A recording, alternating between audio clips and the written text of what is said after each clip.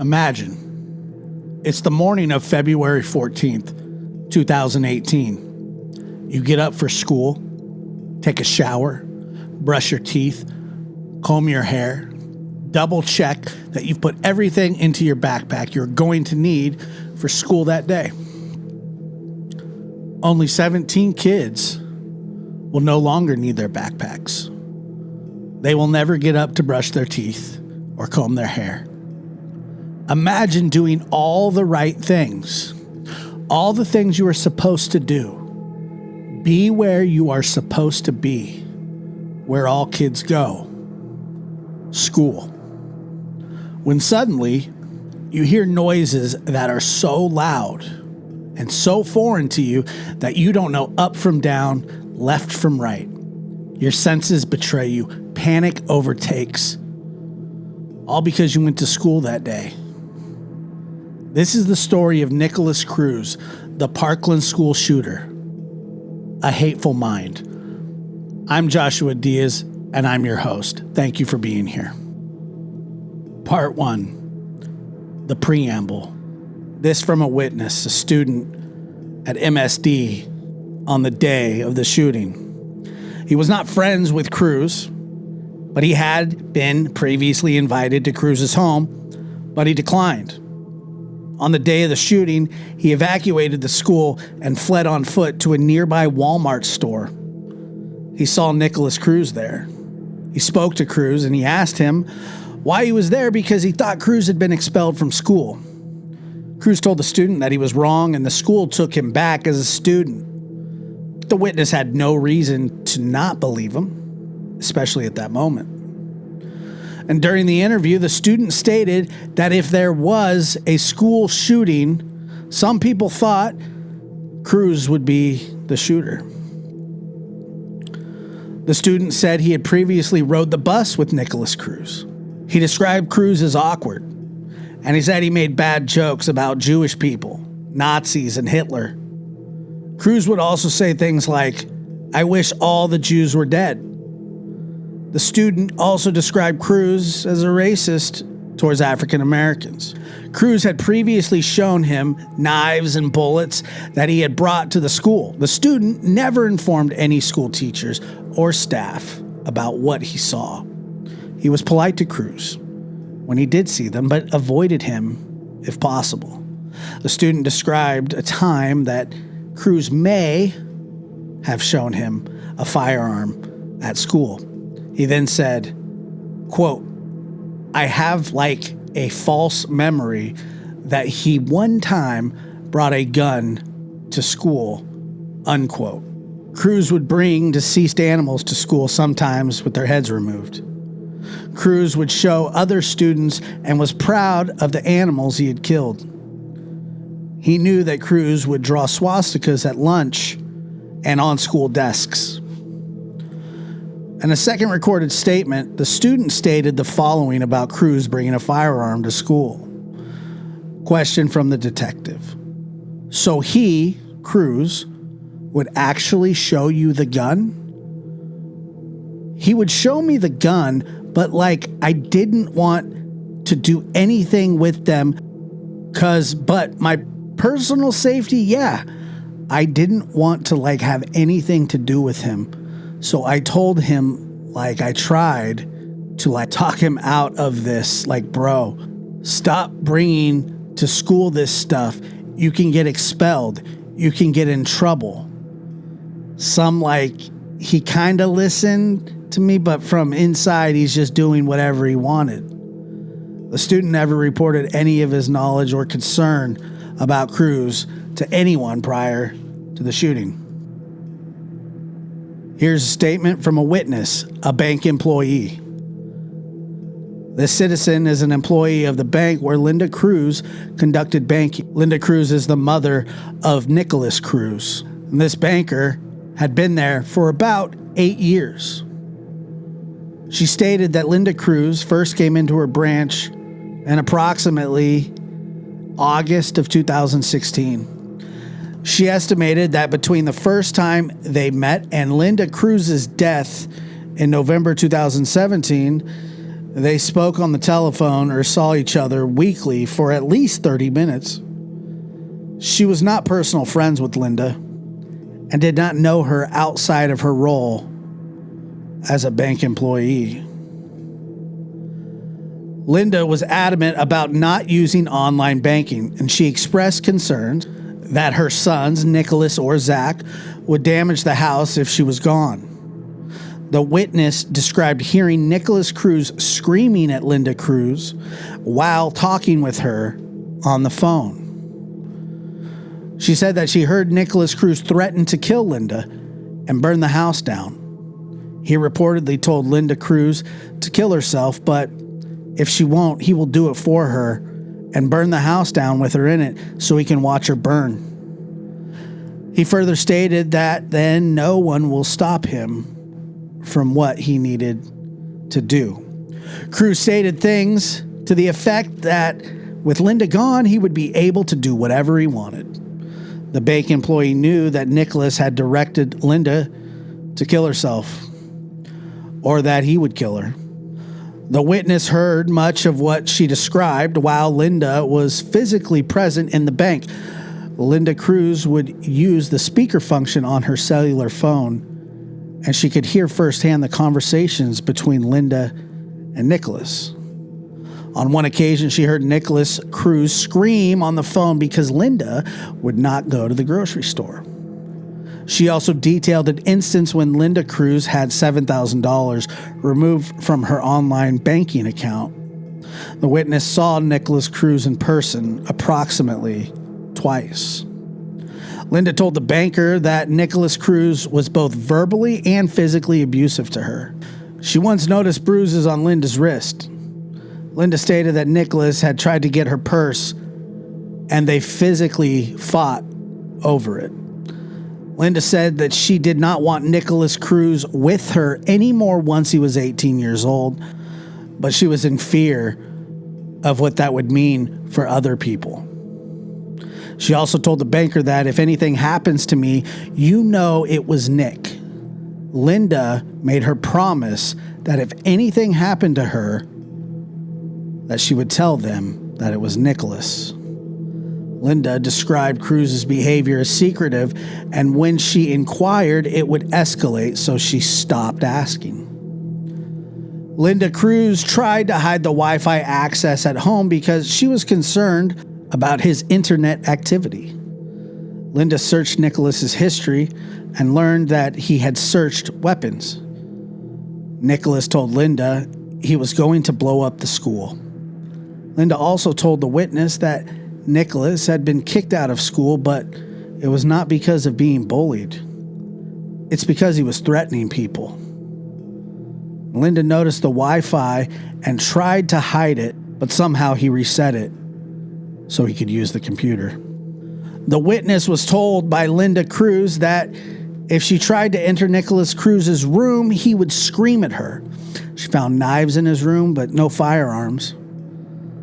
Linda complained that Nikolas would intentionally leave food out to attract bugs just to make her life miserable. He would say, "Get off your fat ass and clean it up, or go kill yourself so that way we could all be happy." The banker asked Linda about police involvement or mental health to try to help her. Linda told the witness that Nikolas was very good at making people think that he didn't know what he is doing. Linda was adamant that he, Nikolas, knew exactly what he is doing, but played people into thinking that he had such a horrible life and he had been bullied and was depressed. But that was not the case. The impression she had was that Nikolas was highly manipulative. Linda Cruz had visited the branch shortly before her death in November of 2017. She looked upset, and the banker asked why she didn't just kick Nikolas out of the house. To which Linda replied, "I don't know what he's going to do." The witness described Linda as living in fear every day because Nikolas would threaten her and Zachary daily. She further described the conversation with Nikolas was threatening to burn the house down, and Nikolas said, "They will really know me soon. Don't worry. They'll see. Linda Cruz told the witness that Nikolas had been kicked out of school because he had said he was going to go there and blow all those people away. She described his language as extremely racist. Nikolas Cruz had said something to the effect of, "It doesn't matter, they're going to think I'm crazy anyway." Linda Cruz called Nikolas Cruz evil. A short time after Linda died, Nikolas Cruz was in the branch with a female guardian and Linda's debit card. He provided the card to the bank employee. He had no emotion, and he said he wanted to know how to get the funds from that account.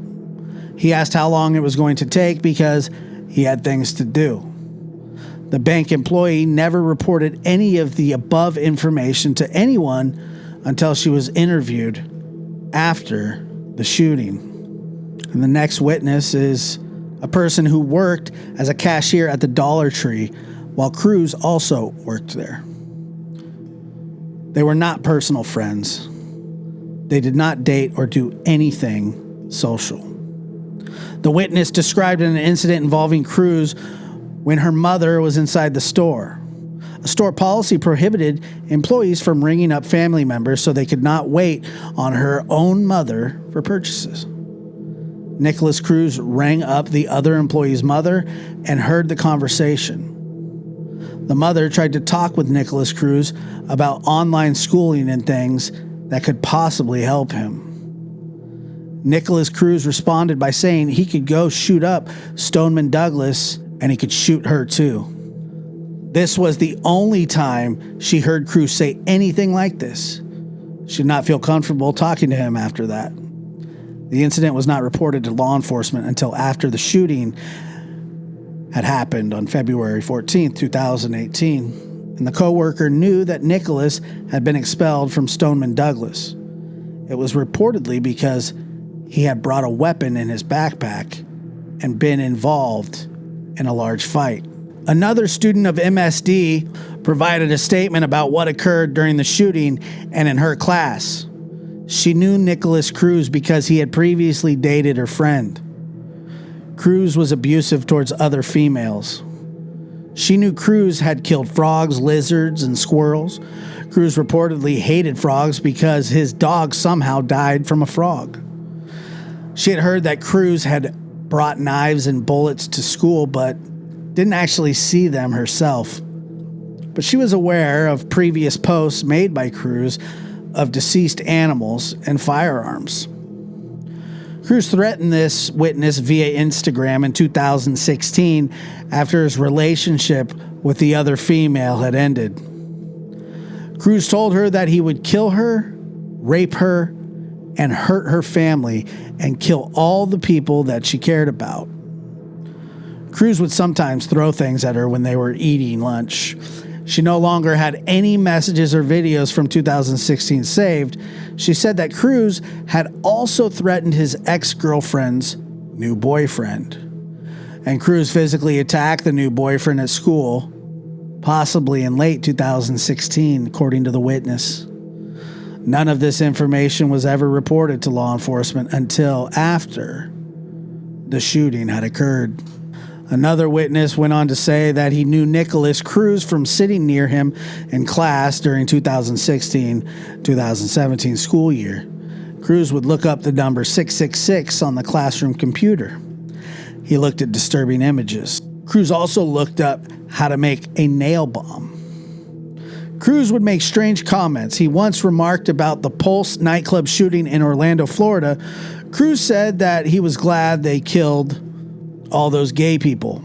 And this witness/student stated that Nikolas Cruz had intentionally destroyed other students' projects when no one else was present in class.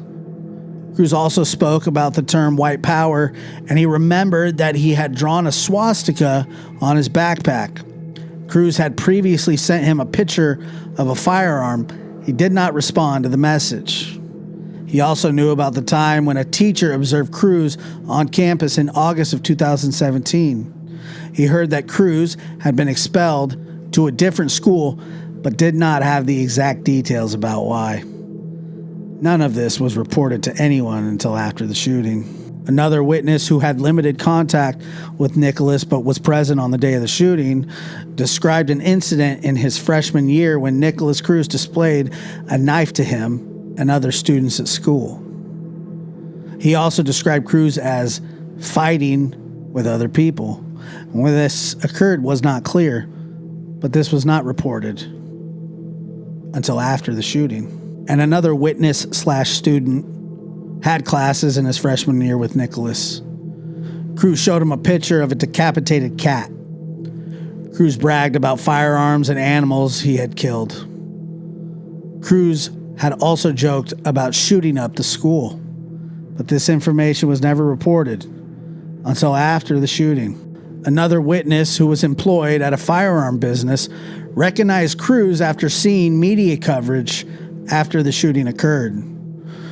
He described a time when Cruz entered the store, and he may have been 17 years old at the time. He did not purchase anything on that visit. Cruz returned to the store a few months later after turning 18 with a female he introduced as his grandmother to purchase a firearm. He described the woman with Cruz as an older white female with white hair. Most likely Linda Cruz, but that cannot be confirmed. The employee completed the process for Cruz to purchase a firearm. The woman who had been with Cruz called the store the following day and told the employee, "Do not release the gun if I'm not present with him." He asked why and if something was bothering her about selling the gun to Cruz and that he had to know. The female caller, presumably Linda, said that it was just because he was young and to make sure he's safe and everything.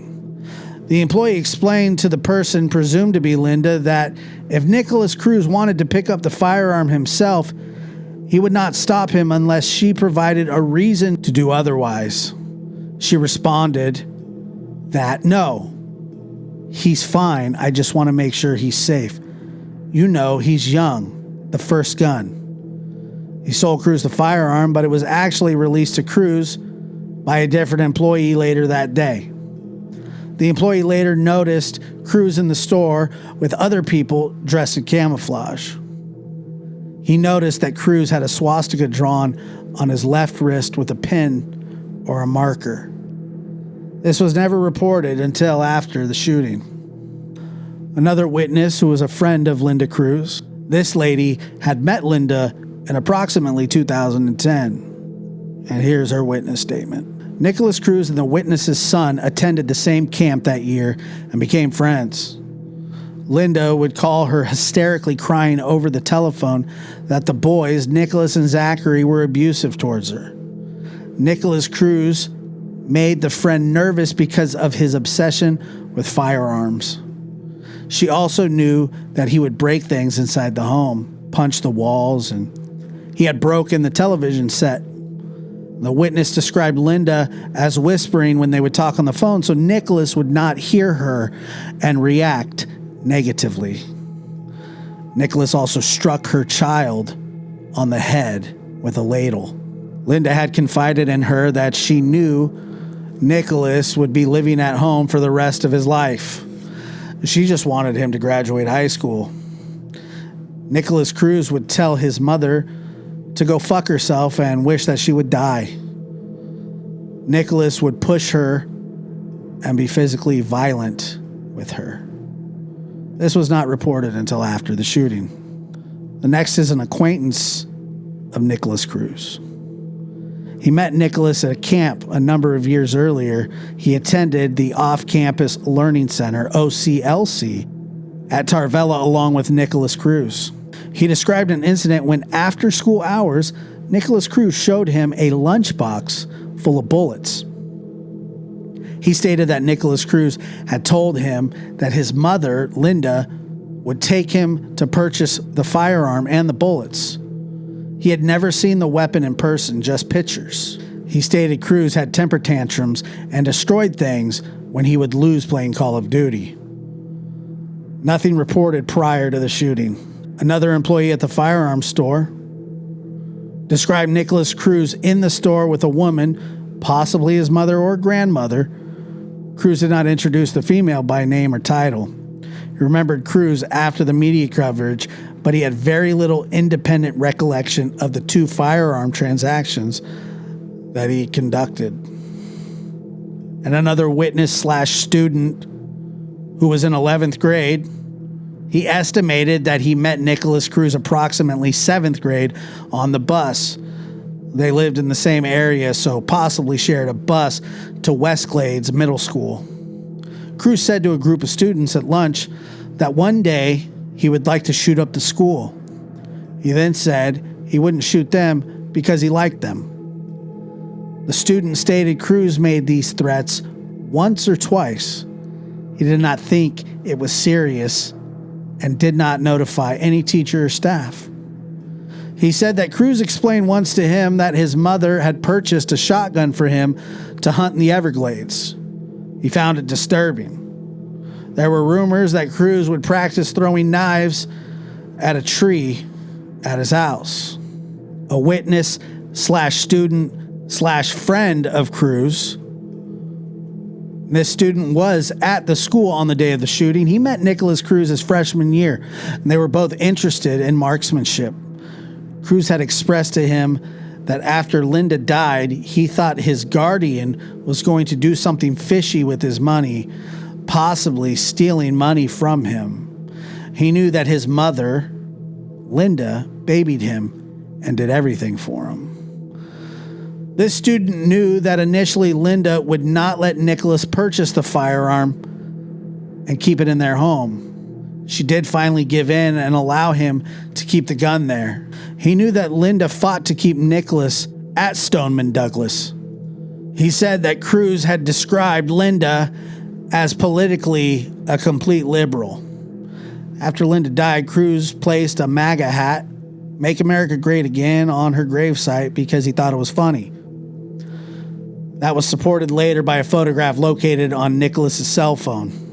And a former student of the high school, who was not present on the day of the shooting, said that he met Zachary and Nikolas Cruz when they were in middle school, and he estimated he knew them both for 6 to 7 years. He was friends with both brothers, but more so with Zachary Cruz. He described Nikolas Cruz as special, but really nice. He further indicated that you could tell something was a little off with Nikolas. He said that for years previously, Zachary Cruz and other friends would joke about saying that Nikolas Cruz would be a school shooter because of the way he killed helpless animals. The witness stated that Cruz killed squirrels with a pellet gun and a duck with a tire iron. The killings occurred on a monthly basis. He remembered a picture of Nikolas Cruz on Instagram killing a toad. Nikolas Cruz would break windows, break exit signs, and scream vulgar words during school. None of this was reported to law enforcement until after the shooting. A student described the shooting from her perspective. When she fled the school after the shooting, she saw Nikolas Cruz, and she made a remark to him, "I'm surprised you weren't the one who did this." Cruz did not respond. She thought because of the timing of the shooting and seeing Cruz, she thought a second shooter existed. She did not see a second shooter, and that was merely speculation on her part. Another student said he knew Cruz from school. He had a class with him the previous year. They did not spend time together outside of school. Cruz showed him scars on his arms from cutting himself. He knew Cruz to usually be armed with a knife. He also observed Cruz's Instagram with pictures of firearms that he posted. An 11th grade student who was there the day of the shooting said he met Nikolas Cruz once because they had a mutual friend. Cruz told him that he did not like black people and that he wanted to shoot them. This occurred in the first week of January 2018. Cruz also showed him some rifles that he had in his possession. This occurred at the Sneed residence. Another student who was present on the day of the shooting described Nikolas as the weird kid in middle school. Cruz would do things intentionally to make people laugh or do something weird. A different friend told her that she received a bird's head from Cruz. She remembered when Cruz kicked the window panel of a portable classroom as well. This next student was in JRTOC with Cruz in middle school, and he described him as a weird kid. He also attended West Glades Middle School in 7th grade with Cruz, and he told of one instance in middle school when Cruz described that his parents were dead. He lived with his grandmother, and he would beat her up. He also once said that Cruz had a knife in his bag. Cruz would post Snapchat pictures and videos of deceased animals killing squirrels and shooting at alligators in their eyes. Cruz claimed that he worshipped Satan. He had previously posted pictures of himself in a gas mask, wearing body armor and holding weapons. None of this was reported to law enforcement until after the shooting. Another classmate knew Cruz because they were in JRTOC together. Cruz asked her how it would feel to shoot somebody or hurt somebody in general. She knew Cruz to use BB guns, but did not know him to use real firearms. He was polite with her, and she never saw him be violent. She knew Cruz was fascinated with firearms. She did not have Cruz's telephone number, but had contacted him on Snapchat. Here are some statements from some of the people interviewed who had knowledge of Cruz's troubling behavior and did report on it, but the information was not further acted upon or was limitedly acted upon. This student had class with Nikolas Cruz. They were not friends. Cruz once brought a deceased animal in a container and displayed it to her while at school. The student was disgusted. The student remembered telling the teacher about it, but was not positive of the teacher's name. The next is a witness, neighbor, and friend of Linda Cruz. She lived near the Cruz family. She had a child about the same age as Nikolas. She called the Broward's Sheriff's Office because her child showed her an Instagram or Snapchat post of something Nikolas Cruz had written. The actual image was deleted, but it said something to the effect that Cruz was going to get a gun and shoot up the school. She had allowed her children and the Cruz children to be friends when they were younger, but as the Cruz children's behavior got worse, she terminated the friendship.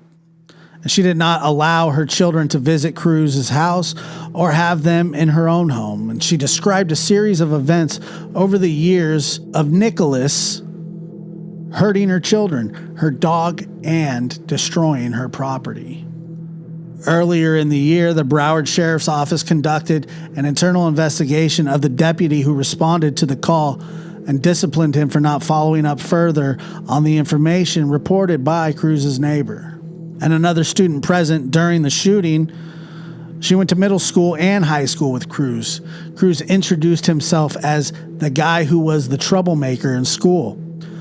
She knew that Cruz was trouble and had an IEP, possibly suffered from autism, and was adopted. Cruz had confided in her about being suicidal, which was reported to a staff member, and this resulted in the 2016 threat assessment. Cruz told her that he was depressed via Snapchat, and those messages are now gone.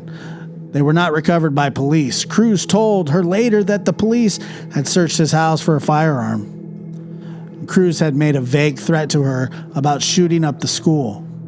Quote, "I'm so tired of everyone being mean to me. I just can't take it. I want to shoot up the school," unquote. She confronted him about it, and he claimed he was joking. Cruz told her that he felt bullied because he was into hunting and other things that other people weren't interested in, and they thought he was weird and creepy. Cruz spoke with her about killing animals for fun and had also shown her pictures of deceased animals. Cruz told other students that he liked to see people in pain. He had told another student that he had 2 shotguns. He saw a fight between Cruz and another student. The student went with another student to the Student Affairs office to report his observation about Cruz. The student stated he met with and reported the information to Assistant Principal Jeff Morford. A deputy sheriff was also present when the student reported the information to Montford, but he does not remember the deputy sheriff's name. The student had seen an awareness video about odd behavior that should be reported to school staff and that caused him to act. The student stated that Morford showed the student a picture of Cruz and asked if it was him, and the student acknowledged that it was. According to the student, Morford told him that he should Google the word autism. Morford told the student that Cruz was being taken out of the school by his parent and did not have to worry about it. And another student went to the office with the previous student to report Cruz, but this student described going to see the principal, Ty Thompson, and stated that they told Thompson that Cruz was a threat to shoot up the school. The student stated that Thompson seemed disinterested and referred to autism. Other than claiming it was Thompson instead of Morford, this student's statement was consistent with the other student's account of the interaction with the administration. The student further stated that the administration, Thompson or Morford, did not take the report about Cruz seriously. And this student's mother became aware of the report about Cruz from her son and went to the school the next day. The mother claims she spoke with Thompson despite the other students' claim that it was Morford, and according to the mother, Thompson told her that if she wasn't happy with the way the school was run, she should withdraw her son. Both Morford and Thompson have been interviewed about this and both deny that either student or the one student's mother ever reported Cruz's behavior to either of them. And teacher Sandra Rainey stated that Cruz was a student in her class during 2016-2017 school year. Cruz's behavior continued to deteriorate that year. A student told Rainey that Cruz looked up disfigured people on the internet and thought it was funny. It was also reported to Rainey that Cruz looked up firearms on the school computer. Cruz destroyed a different student's class project on purpose, and Cruz said he did not want the other students to receive a better grade than he did. And she also described a morning in August of 2017 when Cruz returned to the campus. Rainey saw Cruz on campus and made contact with him. She thought Cruz was not supposed to be on campus at all. She briefly and politely spoke with Cruz. She then immediately went to the office and notified AP Jeff Morford that Cruz was on campus. And according to Rainey, Cruz was located by an unknown staff member and removed from the campus without incident, as did with other students' assertion that he reported Cruz's behavior to Morford. Morford denied she reported to him Cruz being on campus in August of 2017. And on February 14, 2018, expelled student Nikolas Cruz entered Parkland's, Florida, Marjorie Stoneman Douglas High School and opened fire, killing 17 and wounding 17 others. He was dressed in a maroon shirt adorned with a school logo. Nikolas Cruz exited his Uber outside the campus at 2:19 p.m. He approached the school wearing a backpack filled with magazines and carrying a black duffel packed with his legally purchased AR-15 semi-automatic rifle. School staff had been warned after Cruz's expulsion for disciplinary reasons in 2017 that the troubled teen was a risk to student safety. When a staff member saw him outside, he hesitated to call a code red. The gunman was halfway through his 6-minute rampage before anybody issued a warning. And by then it was too late. Cruz entered the high school's freshman building on campus, which was mostly filled with freshman students, at 2:21 p.m. and unpacked his rifle in a stairwell, according to NBC Miami. Freshman Chris McKenna, 15, spotted Cruz and there received a chilling warning from the gunman. Better get out of here. Things are going to start getting messy. McKenna ran outside where he spotted Aaron Fells, a coach and school secretary monitor, who took him to the baseball field 500 feet away and turned back to check it out. Cruz exited the stairwell into the first floor hallway, firing a stream of bullets down the corridor, shattering windows and shooting through doors. In just under 2 minutes, he had murdered 11 people and injured 13 others. He then headed upstairs. He was on the second floor for less than a minute, firing but hitting no one, before going to the third floor where he killed his last 6 victims and injured 4 more in the final 45 seconds of the attack. Terrified students ran for their lives. Others remained holed up, hiding in classrooms, closets, and bathrooms, desperate to reach their parents. Many began broadcasting the horror on social media through video and live posts. According to the South Florida Sun-Sentinel, Cruz left the hallway to the faculty lounge where he set up a bipod, like a tripod, on which to rest the gun, reloaded his weapon, and began firing like a sniper at the students fleeing outside. Only hurricane impact resistant glass in the windows kept the death toll from growing even higher. In all, Cruz's attack lasted less than 4 minutes and left 17 dead. At 2:28 p.m., just 7 minutes after entering the building, he ditched the rifle in another stairwell and left the school, attempting to blend in with the crowd of escaping students. The gunman successfully left the campus, running to a Walmart at 2:50 p.m., shopping at a Subway restaurant to get a drink, and eventually heading to McDonald's.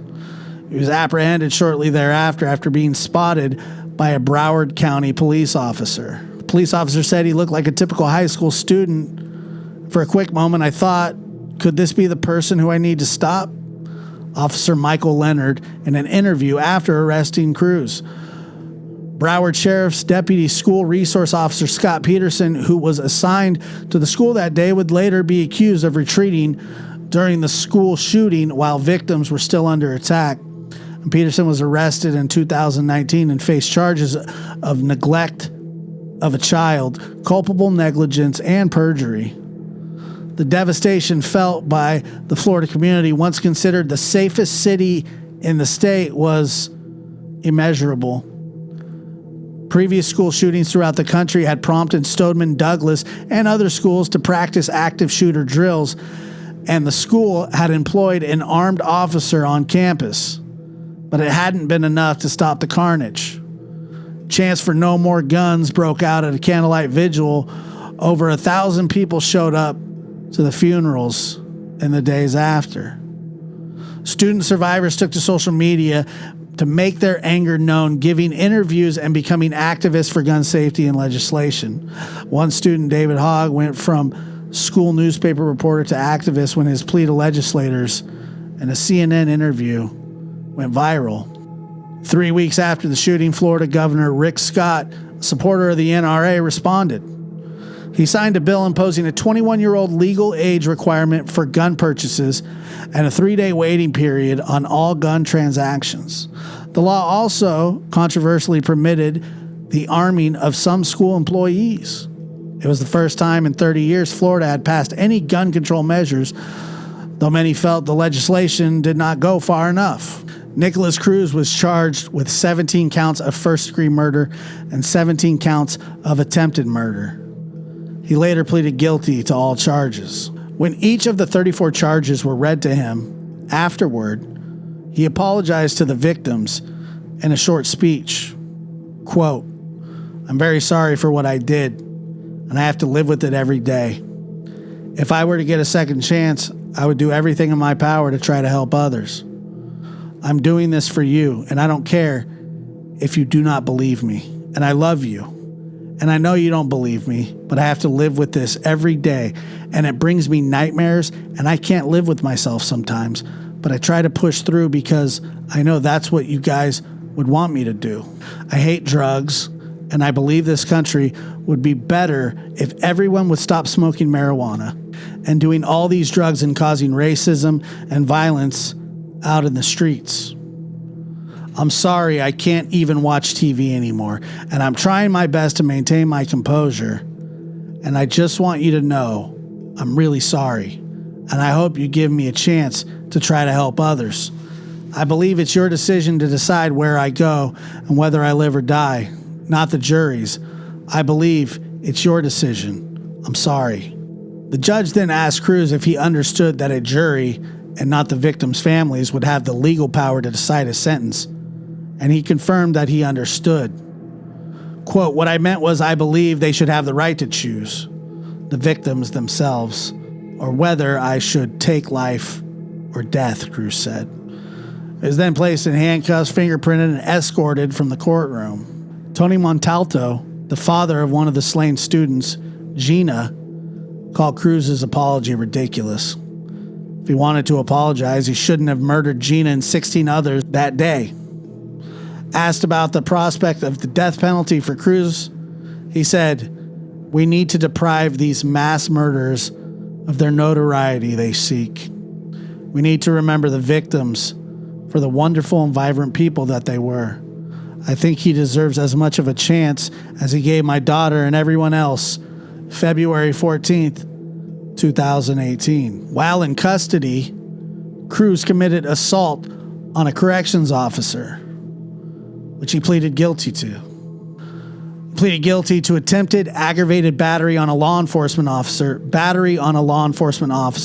depriving an officer of means of protection, and use of self-defense weapon against a law enforcement officer. He was sentenced in that case to 25 years in Florida State Prison, also 364 days in county jail. He was credited with 1,345 days that he had already served, the judge said. And the victims of the shooting go as followed. Alyssa Al-Hadif, she was 14. Scott Beagle, he was 35. Martin Angueno, 14. Nikolas Doret, 17. Aaron Feiss, 37. Jamie Guttenberg, 14. Chris Hickson, 49. Luke Hoyer, 15. Carl Lofgren, 14. Gina Montalto, 14. Joaquin Oliver, 17. Elena Petty, 14. Meadow Pollock, 18. Helena Ramsey, 17. Alex Schochner, 14. Carmen Schintrup, 16. Peter Wang, 15. And 17 others wounded. Countless lives ruined. Worlds shattered forever. Thank you for listening. This is The Lab. I've been your host, Joshua Diaz. Thank you.